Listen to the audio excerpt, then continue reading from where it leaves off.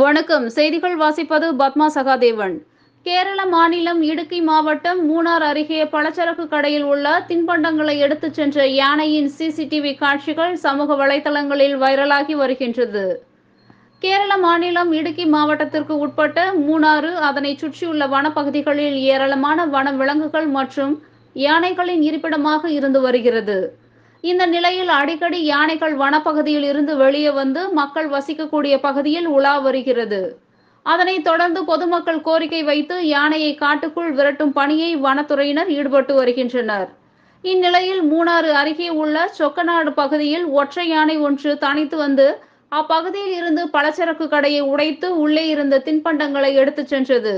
அந்த காட்சி அப்பகுதியில் இருந்த சிசிடிவியில் பதிவான காட்சிகள் சமூக வலைதளங்களில் வைரலாகியுள்ளது. நள்ளிரவு நேரம் என்பதால் பொதுமக்கள் நடமாட்டம் இல்லாத காரணத்தால் அசம்பாவிதம் தவிர்க்கப்பட்டது. தொடர்ந்து இந்த யானைகள் விரட்ட அப்பகுதி பொதுமக்கள் கோரிக்கை விடுத்துள்ளனர்.